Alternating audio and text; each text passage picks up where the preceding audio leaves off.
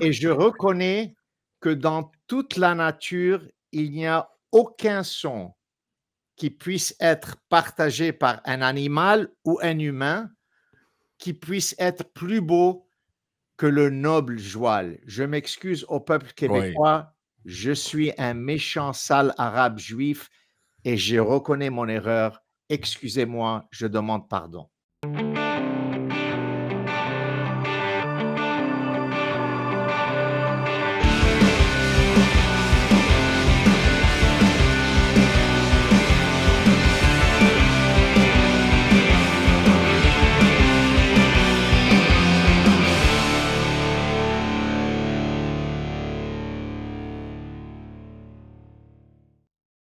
Bon, premièrement, j'aimerais vous remercier de m'avoir donné cette opportunité de m'excuser envers le peuple québécois. En l'été passé, j'ai commis une blague génocidaire.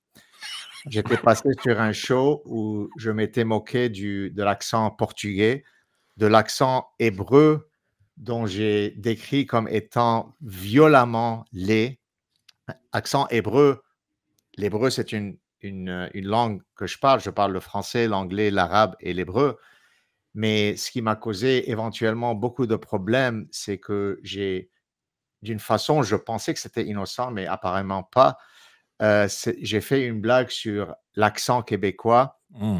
dont j'ai décrit comme étant un affront à la dignité humaine, ce qui était une running gag Mmh. que j'ai utilisé, ça fait 10 ans pour décrire U2, pour décrire les Beatles, pour décrire Elvis aussi, je crois. Elvis, pour décrire n'importe qui n'est pas d'accord que Lionel Messi, c'est le plus grand joueur de soccer de l'histoire. Et genre, c'était vraiment quelque chose de complètement innocent. Maintenant, je réalise que comme j'ai dit, j'ai commis un génocide, littéralement un génocide. C'est pour ça que je comprends maintenant que le ministre de la Justice du Québec, je Oui. pense aussi le ministre ou bien de la Science ou de l'Éducation ou des deux, sont m'ont attaqué comme c'était absolument inacceptable pour un immigrant. Ça fait seulement depuis 1975 que je suis au Québec, donc je viens de sortir du Moyen-Orient et, Oui, c'est ça. et Fraîchement arrivé. fraîchement arrivé, qui a eu l'audacité de s'attaquer à l'accent québécois. J'ai pris des cours de réhabilitation Oui. et je reconnais que dans toute la nature, il n'y a aucun son qui puisse être partagé par un animal ou un humain qui puisse être plus beau que le noble joual. Je m'excuse au peuple Oui. québécois, je suis un méchant sale arabe juif et je reconnais mon erreur. Excusez-moi, je demande pardon. Écoutez, on verra si, on verra si l'auditoire vous, accorde la rédemption, monsieur Sall. Mais si on revient, parce que, bon, je ne sais pas si c'est utile vraiment de vous présenter les gens. Je ne sais pas si, il y a des gens qui ont vécu, qui ont été cryogénisés dans les dernières années, puis ils sortent d'une autre époque et ils ne vous connaissent pas. Mais s'il y en a quelques-uns qui ne vous connaissent pas, donc, professeur de marketing à l'Université Concordia, au Québec, hein, pour ceux qui en doutent. Vous êtes originaire de Beyrouth, au Liban, je crois. Vous êtes né en 1964 là-bas d'une famille juive libanaise. C'est vos parents, dans le fond, qui ont immigré au Canada. Se sont installés directement à Montréal ou ils sont allés. Directement à Montréal, on a passé une année dans la guerre civile, une guerre civile très, très brutale et violente. Donc, oui, on est venu à Montréal, mais mes parents ont continué de retourner à Beyrouth jusqu'en 1980 où ils ont été kidnappés par un groupe palestinien qui s'appelle Fatah. Et Hmm. des très mauvaises choses se sont produites durant leur captivité. Et à partir de 1980, personne de ma famille n'est jamais retourné au Liban. Hmm.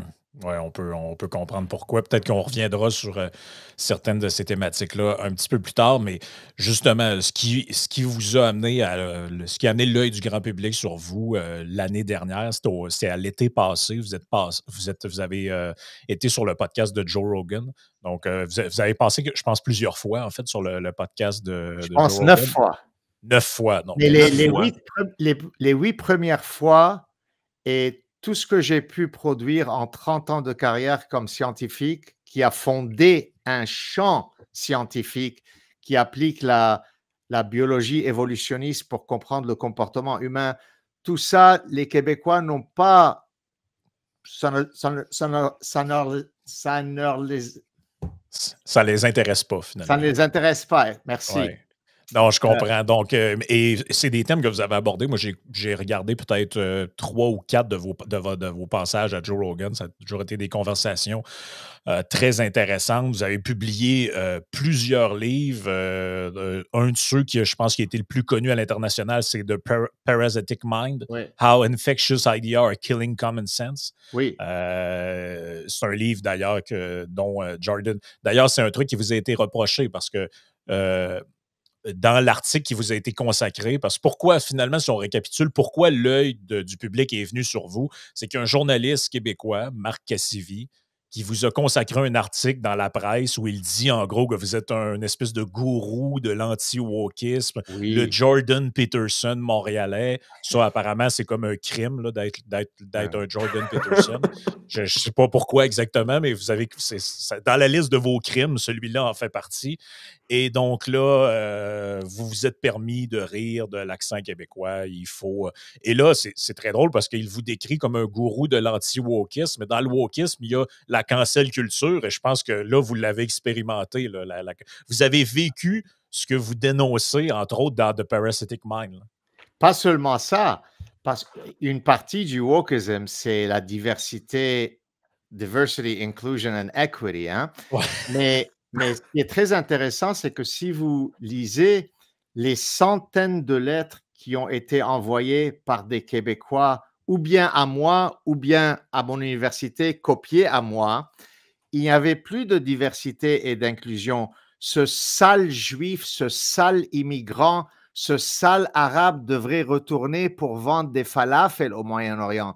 Donc, on a seulement dû OK, à gratter ce point-là. on a seulement dû gratter un tout petit peu avant que les super tolérants québécois deviennent un peu moins inclusifs envers mon dossier, étant donné que j'avais fait une blague complètement innocente sur le show. Donc, c'est répréhensible. Puis ça, c'est ce qui est quand même surprenant, c'est qu'on voit que vous avez 9 passages à Joe Rogan, qui est le plus gros podcast au monde, là. Hmm. Soyons honnêtes, là, il y a rien qui arrive à la cheville de Joe Rogan dans le monde du podcasting. Il y a pas beaucoup de gens qui ont passé 9 fois là.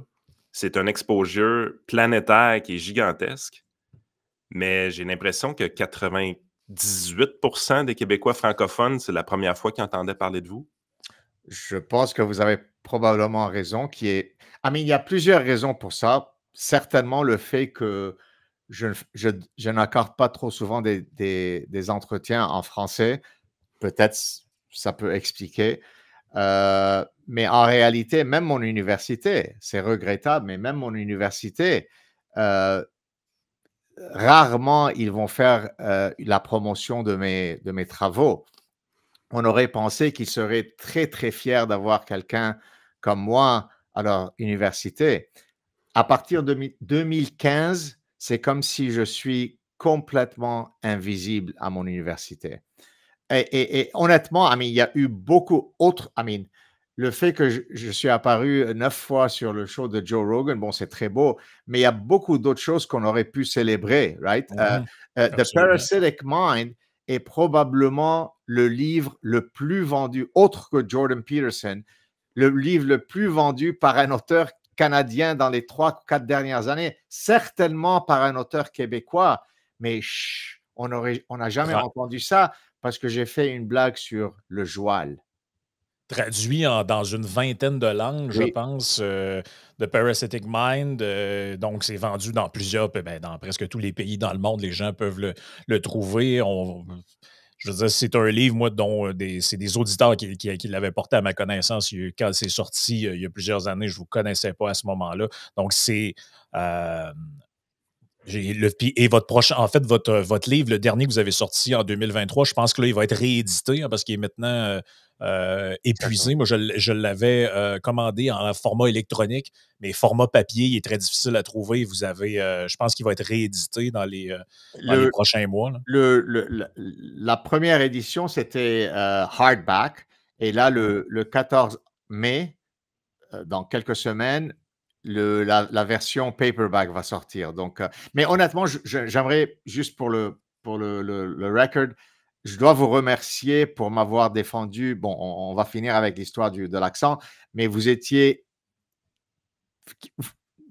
très, très peu de gens sont publiquement sortis en ma défense.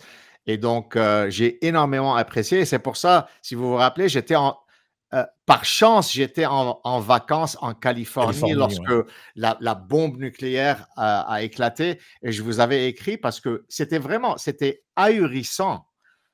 C'était hallucinant de voir le montant d'aide que j'avais reçu et le simple fait que vous m'avez défendu, ça m'avait donné beaucoup de good feelings. Donc, merci pour ça.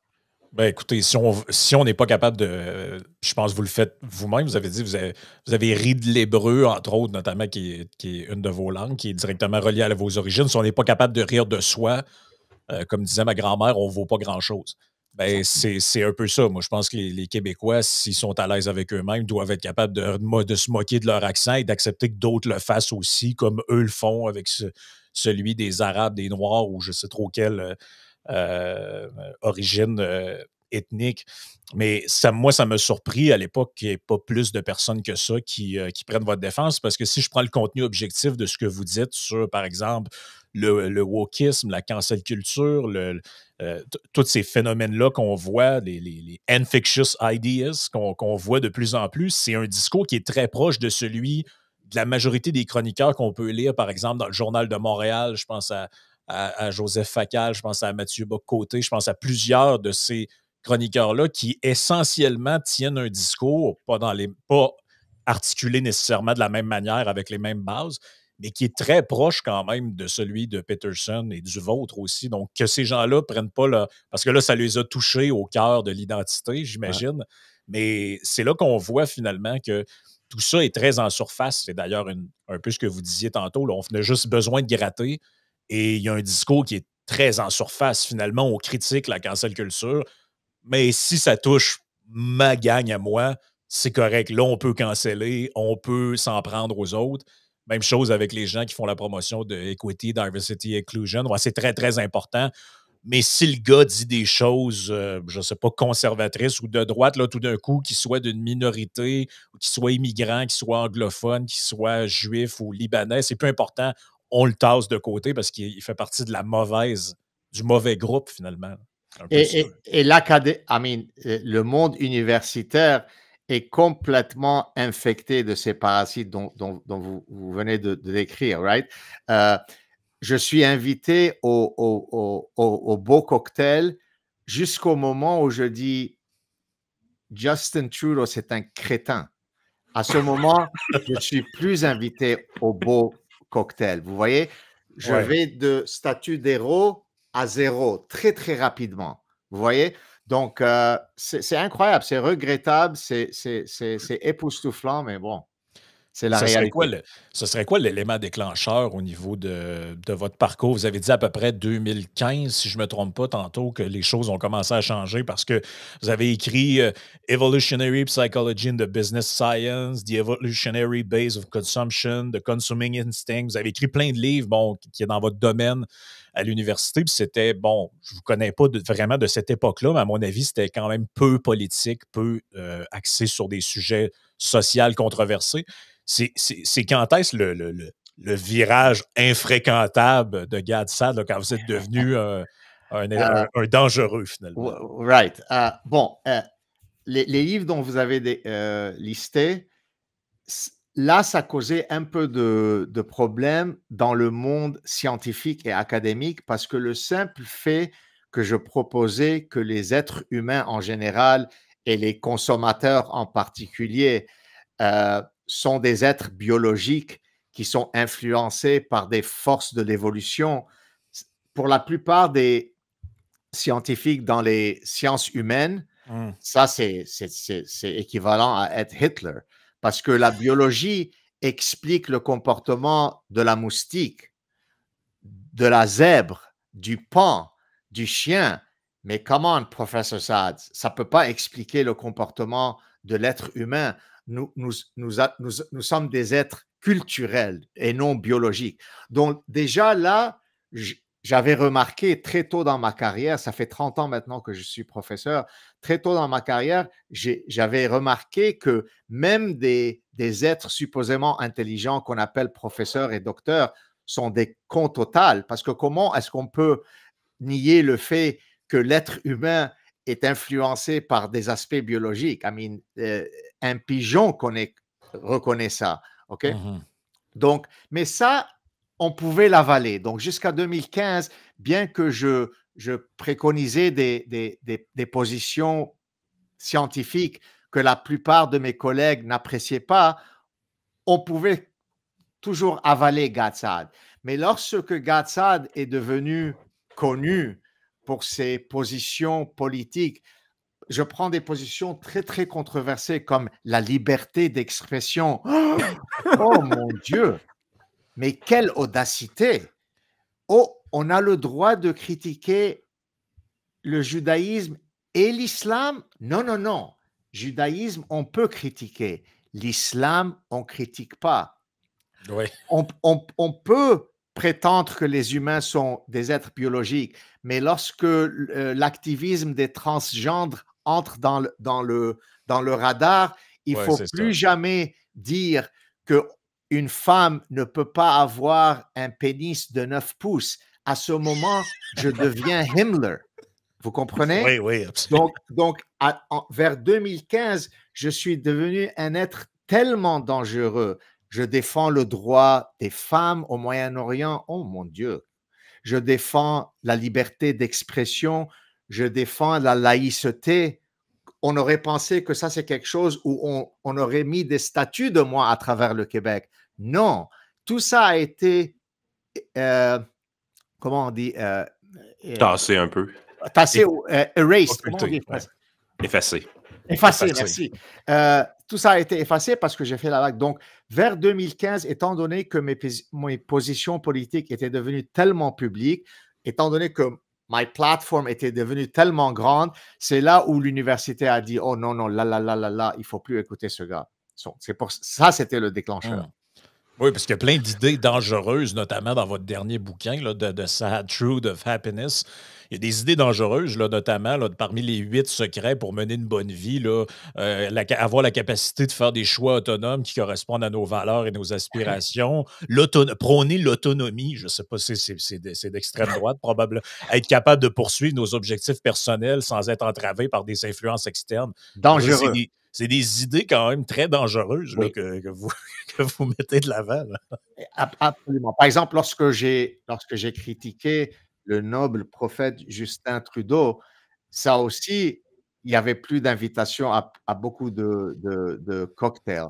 Parce que sur mon site personnel, sur Facebook, plein de professeurs qui étaient des femmes étaient en train d'avoir des orgasmes sur sa grande sœur et sur ses beaux cheveux. Si un professeur masculin aurait dit ça sur une politicienne femme, il aurait été congédié. Mais c'était complètement approprié, littéralement, d'avoir des orgasmes online sur sa beauté. Il était tellement beau. Et lorsque moi, je viens, je dis, cet imbécile est littéralement un affront à la dignité humaine. Pas comme blague, mais littéralement, c'est une collection de toutes les idées parasitiques dont je parle dans mon livre. Là, ça, c'était dangereux. Là, il fallait se dissocier du Hitler-Gad, le juif Hitler-Gad. Ce qui me fascine, c'est qu'à la base, vous êtes beaucoup un professeur de marketing. Votre milieu d'études a changé énormément avec l'arrivée des réseaux sociaux, avec l'arrivée d'Internet, même quelques décennies avant. Maintenant, je pense on est en train de vivre un nouveau changement tranquillement. Parce qu'il y a eu, oui, l'arrivée des réseaux sociaux, oui, le contact direct entre les entreprises, les gouvernements, les politiciens et la population, donc enlever un peu le filtre journalistique. Et là, ça l'a amené à de grandes choses très, très, très négatives selon nos médias, là. Et évidemment, on dépeint cette révolution-là comme étant dangereuse, polarisante. Nous avons des politiciens d'extrême droite populistes à cause de ça. Par contre, ce qu'on commence à observer, je dirais, depuis quelques temps, c'est qu'on voit des entreprises maintenant utiliser les réseaux sociaux pour soit être très, très, très woke ou des fois d'aller dans une autre culture. On a vu récemment au Québec, justement, Pizza Salvatore, un de leurs dirigeants, faire un rant carrément contre le gouvernement du Québec, puis le logiciel SACClick, que ça avait coûté trop cher, qui trouvait ça inconcevable, et d'avoir été apprécié par la population pour faire ça. Donc, au niveau du marketing, est-ce qu'on est à l'aube de voir éventuellement des entreprises ou des politiciens essayer d'utiliser l'extrême wokisme pour se démarquer éventuellement? I mean, si je mets mon chapeau optimiste, j'aimerais dire que oui, nous sommes dans cette aube, comme vous avez dit, mais malheureusement, la majorité des gens qui sont d'accord avec certainement mes positions sont tellement manquants de courage, sont tellement lâches qu'ils ont peur de leur ombre, right? I mean, je vais vous décrire le email typique que je reçois. Dear Dr. Saad, plein de compliments. Dernière ligne, s'il vous plaît, si vous allez lire ce courriel sur votre show, ne mentionnez pas mon nom. Effectivement. Et alors là, j'écris, je réplique, merci pour vos gentils mots. Est-ce que vous ne pensez pas que la dernière phrase de votre email est précisément pourquoi on est dans ce pétrin? Donc, vous voyez, oui, les compagnies devraient, d'une façon très nette et claire, aller se combattre contre le wokism, mais ils sont tellement lâches. Le mot en anglais que j'utilise, c'est invertebrate castrati. Invertebrate, c'est lorsqu'on n'a pas des vertèbres, on n'a pas un spine, et castrati, c'est lorsqu'on n'a pas des couilles. Et ça définit la plupart des compagnies, la plupart de professeurs, la plupart des gens. Et c'est pour ça que j'ai le plateforme que j'ai, parce que la plupart des gens apprécient ce que je dis, mais ils veulent l'apprécier secrètement. Ils ne veulent pas se lier à moi publiquement. J'espère qu'éventuellement, nous allons avoir un changement, mais jusqu'à maintenant, vous faites partie des seuls qui me supportent au Québec. Oui, mais c'est très fort ce que vous venez de dire. On l'expérimente à notre échelle. Je vous dirais presque chaque jour, on reçoit des courriels de gens qui nous disent j'ai telle information sur une malversation qu'a faite telle personne ou j'ai telle information, mais s'il vous plaît, ne me nommez pas, ne dites pas pour quelle compagnie je travaille. Si vous pouviez un peu modifier l'histoire pour pas qu'on me retrace. Et c'est comme ça sur tout, là, tu sais. Il y a beaucoup plus de gens qui suivent des gens comme nous, des gens comme vous, qu'on peut se l'imaginer, mais ils le font un peu en secret. T'sais. Là encore, la semaine passée, on a reçu un courriel d'un auditeur qui disait hey, « J'en peux plus, je travaille, mettons, dans le domaine des relations publiques pour une boîte et j'ai encore subi une formation d'un avant-midi complète sur les territoires non cédés. J'en peux plus. » Et là, j'avais envie de répondre « Mais qu'est-ce que tu attends pour te lever et foutre le camp? » Ah, mais je veux pas me faire rencontrer par la direction, je pourrais avoir un avis disciplinaire. Je dis oui, mais si vous êtes 30 à vous lever et à partir, il n'y aura pas d'avis disciplinaire pour les 30. Là. Exactement. Écoutez, parlons de ces séminaires de rééducation. Saviez-vous que jusqu'à récemment, j'ai 59 ans maintenant, jusqu'à ce que mon université noble et philanthropique m'explique comment avoir un dialogue avec des femmes, je ne savais pas comment parler aux femmes. Ça a pris un séminaire de rééducation Oui. que je suis forcé de prendre. Un professeur, a chaired professor of 30 years, jusqu'à parce que je viens du Moyen-Orient, donc je suis un sauvage qui ne sait pas comment dialoguer avec les femmes. Mais lorsque mon université maintenant a implémenté un séminaire pour nous apprendre comment dialoguer, c'est là que tout est clair maintenant. Et c'est pour ça que maintenant aussi j'ai appris sur le génocide indigène, parce que moi je ne connais pas le génocide ayant vécu ce que j'ai vécu au Liban. Il me faut que mon université m'apprenne c'est quoi les systèmes d'oppression. C'est écœurant. Honnêtement, je sais que j'ai utilisé cette phrase en blaguant sur le show de Joe Rogan. C'est un affront à la dignité de raisonnement parce que ça attaque our foundation, right? Imaginez combien c'est insultant que, ayant vécu 30 ans comme professeur, maintenant, si je ne complète pas ce séminaire, je ne peux pas continuer comme professeur. C'est hallucinant. Oui, c'est absolument hallucinant. Écoutez, on ne veut pas trop prendre de votre temps non plus, mais un dernier sujet que j'aimerais absolument aborder avec vous, c'est, bon, quand il y a eu le scandale, bon, celui dont on a parlé depuis tout à l'heure, ça s'est passé quand même avant, bon, tout ce qui s'est déclenché en Israël, l'attaque du 7 octobre. Et depuis, c'est un peu une escalade de celui qui va tenir les propos presque les plus antisémites possibles. On voit ça déferler un peu partout. On a vu des manifestations. Ça n'a pas l'air à inquiéter grand monde, honnêtement. On dirait qu'il y a une tolérance du discours haineux qui est comme camouflé derrière la religion qui, moi, me fascine. On avait fait un épisode, justement, où il y avait une manifestation à Montréal où tu avais Adil Sharkawi qui proférait genre Dieu doit s'occuper d'eux, Dieu doit leur régler leur compte. Et là, des experts en droit nous disaient que, ben, comme c'est fait dans le cadre d'un discours religieux, on peut, au Canada, en utilisant la religion, appeler au massacre d'autres personnes. Il n'y a pas de problème, finalement. Là. Il a circulé, il n'y a rien à voir. Et en parallèle de ça, on a récemment, par exemple, un politicien, pour ne pas le nommer, Pierre Poilievre, qui a fait une vidéo sur les réseaux sociaux où il a dit « Écoutez tout le monde, joyeuse Pâques, Jésus est ressuscité, tout ça. » Et là, la machine est partie. Tous les commentateurs nous disaient « Il nous plonge dans l'obscurantisme religieux. C'est un fondamentaliste. » Et là, je me disais, mais dans quel monde est-ce qu'on vit exactement? Il y a un politicien qui souhaite joyeuse Pâques, c'est la fin du monde. Et tu as d'autres gens qui se promènent dans les rues From the river to the sea, avec toutes sortes de chants un peu étranges, de messages haineux. Et ça n'a pas l'air à déranger personne. C'est comme si le phénomène religieux, finalement, il est à deux vitesses au Canada. On a le droit de faire l'apologie d'une chose, mais juste d'en souligner une autre, c'est inconcevable. Exactement. Écoutez, ça fait au moins 20 ans que je donne l'alerte de ce qui se passe au Québec. Okay? Il y a une réalité démographique causée par une certaine policy d'immigration au Québec that's going to come back and bite you in the ass. Vous comprenez? Vous pouvez traduire ça plus tard.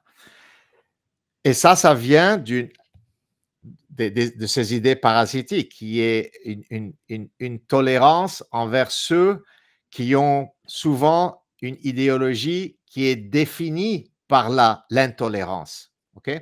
Mais le gouvernement québécois a dit, il n'y a pas de problème si vous nous amenez gentiment à la guillotine éventuellement, mais le fait de simplement dire bonjour avant de nous décapiter, vous êtes les bienvenus, chers frères et chers immigrants. Vous comprenez ce que je dis? Donc, le problème au Québec, et maintenant on commence à le réaliser, c'est que si on ouvre nos portes à des gens qui viennent de cultures où on sait, d'après des sondages non partisans, où 95 à 99% des gens qui passent le sondage ont des positions tellement haineuses envers les Juifs que c'est presque impossible pour le typique Québécois de comprendre combien ça fait partie de la culture de ces pays-là. Et là, on les laisse rentrer dans des centaines de milliers. Ça ne prend pas un professeur psychologue de comprendre qu'on va avoir une augmentation de l'antisémitisme. Juste pour relier ça à ma réalité, j'ai souvent dû aller à mon université avec la sécurité parce que c'était dangereux pour moi de rentrer là. Alors, imaginez-vous que les Québécois ne sont pas écœurés par le fait qu'un professeur, excusez-moi, c'est pas pour être immodeste, qui m'a reconnu mondial, ça les écœure pas que je dois rentrer à mon université avec la protection à cause de nombre de menaces que je reçois. Ils sont beaucoup plus focused sur le fait que j'ai fait une blague sur l'accent québécois. Une société qui ne peut pas reconnaître cette réalité est une société qui est très, très apte à commettre le gros suicide collectif. Ouais, ce serait dur de ne pas se reconnaître. Ça revient un peu à l'exemple que je donnais précédemment avec le joyeux Spark. C'est qu'on... je ne sais pas si ça fait partie de thèmes que vous abordez dans un livre ou un autre, mais l'attachement qu'ont les Québécois, je dirais que c'est les humains en général, à des choses très symboliques qui ont des fois une valeur, par exemple, vous avez parlé de ce qui se passait à l'université, mais un sujet qui est récurrent au Québec, absolument récurrent, c'est la fameuse histoire qu'à Montréal, les gens disent « bonjour, aïe ». Et ça écœure beaucoup de gens dans les médias francophones. Ils disent « on est au Québec, les gens devraient dire bonjour, pas bonjour, aïe ». Et moi, je me dis, OK, mais c'est quelque chose d'extrêmement périphérique, finalement. La réelle question qui est derrière ça, c'est pas ça. C'est que c'est la présence de... Mais pourquoi les francophones fuient Montréal, en fait? C'est que les francophones fuient Montréal pour X, Y raison, et finalement, il reste que les anglophones et les gens issus de l'immigration. C'est ça la vraie question qui est derrière ça. Donc, après, c'est comme si régler le problème... C'est comme si pour régler cette question-là, il suffisait de dire aux gens, dites bonjour, finalement, le problème est réglé. On est dans le symbolisme. Là. Exactement. Et je pense une des raisons que les plus grands défendeurs de la tradition de l'Occident sont souvent des immigrants.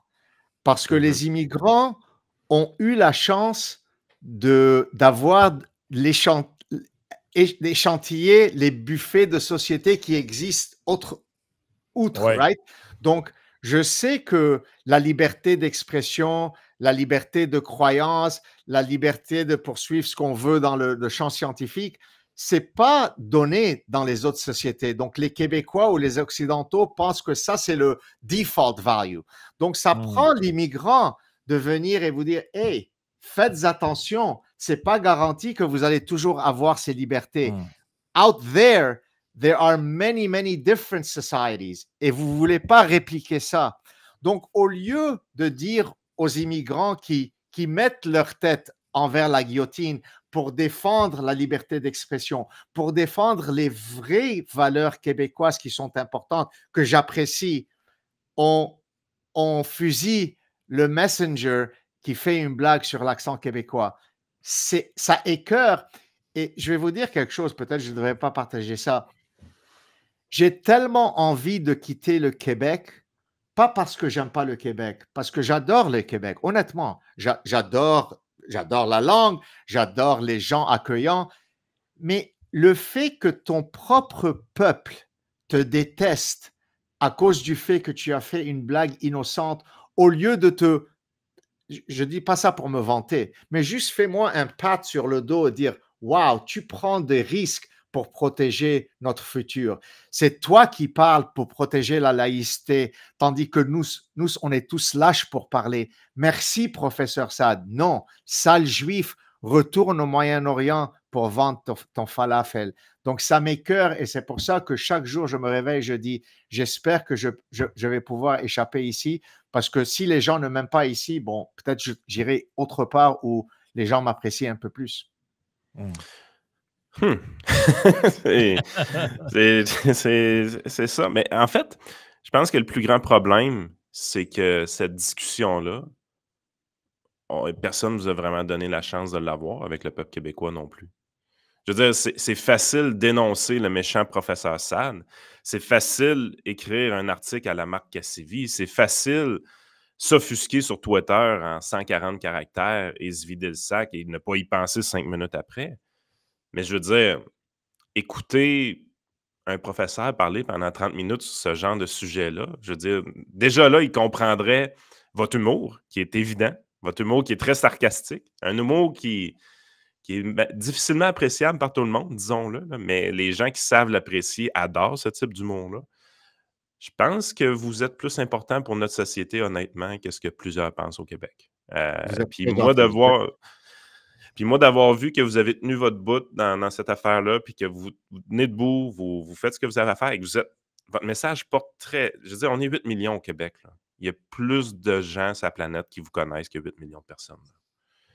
Fait qu'à un moment donné, il faut sortir un peu du dôme québécois, de notre cloche à gâteau. Il n'y a pas juste nous là, sur cette planète-là. Il y a d'autres personnes et les discours sont sensiblement les mêmes, les enjeux sont sensiblement les mêmes. Le wokisme, ce n'est pas quelque chose qui touche le Québec seulement, ça touche toutes les grandes sociétés occidentales. Puis c'est un virus qui attaque nos libertés fondamentales. Puis, c'est vrai, on est une société riche, le Québec et le Canada, principalement parce qu'on a été libre d'un point de vue économique. Puis, c'est fragile, cette liberté-là, il faut y faire attention. Absolument. Amen, bien dit, absolument, je suis d'accord. Oui, et puis je pense que les auditeurs sont à même de se faire leur propre opinion sur ce qui a été dit. Je pense que malheureusement, des fois au Québec, les francophones sont d'un côté, il y a la réalité des régions, la réalité de la ville de Montréal en est une autre, mais finalement, quand on discute comme on vient de le faire aujourd'hui, on se rend compte de quoi? On se rend compte que on est des humains, on a les mêmes préoccupations, on vit les mêmes genres de formations insupportables, on se fait infantiliser de la même façon et au final, notre liberté est, j'ai envie de dire, en péril, est mise en péril par les mêmes personnes, par le même gouvernement. Je veux dire, c'est Justin Trudeau, c'est la même chose pour M. Sad que pour les auditeurs qui nous écoutent en ce moment. Donc, c'est ça. On vous remercie infiniment d'avoir accepté. Vous êtes très gentil. Écoutez, si jamais vous avez besoin d'une tribune pour parler d'un de vos livres ou pour discuter d'autres choses, vous savez comment nous contacter, puis ça nous fera plaisir de Fabuleux, rediscuter avec vous vous. êtes très gentil, j'apprécie énormément votre support and onward and upward, comme on dit en anglais. Absolument.